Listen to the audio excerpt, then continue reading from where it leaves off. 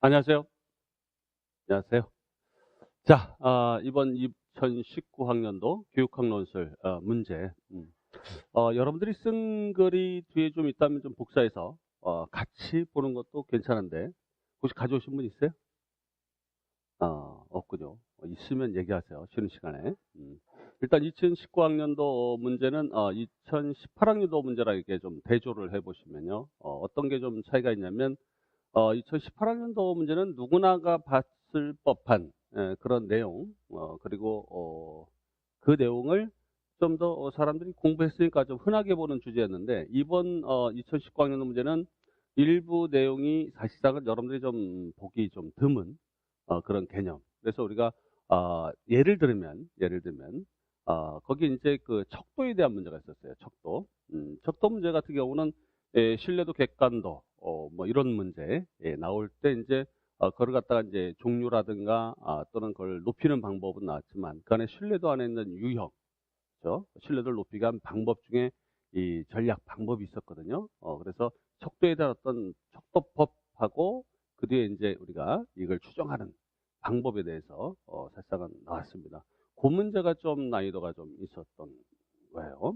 그 다음에 앞에 잠재교육 과정 문제 같은 경우는 이 문제는 사실상은 스턴버그, 저는 이제 스턴버그 쪽으로 많이 가르쳤는데 잠재교육 과정은 일부 이제 명장면에서 일부 나왔었어요. 근데 그 종류 9가지, 보통 이제 8가지에서 이제 실존적 그런 지능까지 해서 9가지인데 그 내용에서 그 내용이 세부적으로 나올 줄 몰랐어요. 그 부분을. 근데 단지 이제 뭐 흔한 주제니까 그 흔한 주제 안에서 여러분들이 좀 공부해라 라고 해서 봤으면은 좀 다행일 텐데 그게 좀 걱정이 좀 됐어요. 그런데 이 사실상은 1번 문제 같은 경우는 이제 장의존성과 장독립성에 대한 거 견해를 좀 알고 있는 분은 그 1번 문제 두 번째 패러다임이 있어요. 즉 뭐냐면 과제를 어떤 게 어떻게 제시하는 게 적절한지 그거는 이제 비슷해요. 이 내용이. 왜냐하면 하나는 장의존성처럼 보이고 또 하나는 장독립성처럼 보이니까. 근데 어쨌든 그런 인지양식과 관련해서 과제를 좀 공부했던 분은 쓰는 방법이 덜 구조화한 과제 이렇게 좀 쓸 수가 있었습니다. 이 내용이. 그렇기 때문에 앞에 어떤 진행인지는 사실상은 쓰는 게 그렇게 어렵지는 않았을 거예요. 왜냐하면 대인관계 지능 또는 우리가 개인간 지능이라고 하는 건데 이 부분에 대한 얘기하고 그다음에 뒤에 과제 얘기. 근데 이거는 아마 글쎄요 상식적으로 쓰지 않았을까 이렇게 생각도 들거든요. 이 부분은 제가 가르치지 않았지만 근데 이제 거기서 보면 이제 이 2번하고 4번 같은 경우 요거는 이제 귀에 못이 박히도록 제가 강의했던 내용이라서 사실상 못 쓴 사람이 있다면 문제가 있다. 제 강의 수강생 중에 이렇게 얘기를 합니다. 근데 이제 이 3번 문제 아까 얘기했던 척도법이라든가 신뢰 추정 방법에 대한 거는 예전에 선생님이 이제 5월 달에 강의할 때 모의고사 때 신뢰도 객관도 얘기할 때 프린트 자료에서 그거를 자세히 설명을 했었어요. 자세히 그거를 제시해서 읽어봐라 꼭.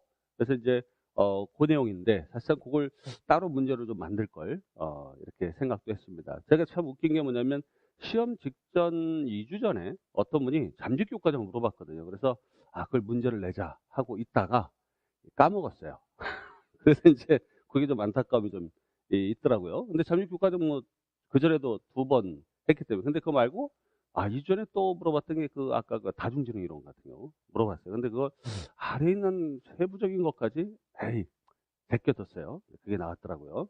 일단은 우리가 이제 항상 교육학론술 공부할 때 핵심이 뭐냐면 이게 가장 기본적인 거 작자가 명확한 그런 이론 있죠. 이게 나온다는 걸 확인했고 그다음에 그래서 학교 현장에 적용하는 방법 이 부분을 우리가 물어봤었어요. 자 일단 하나씩 들어가 볼게요.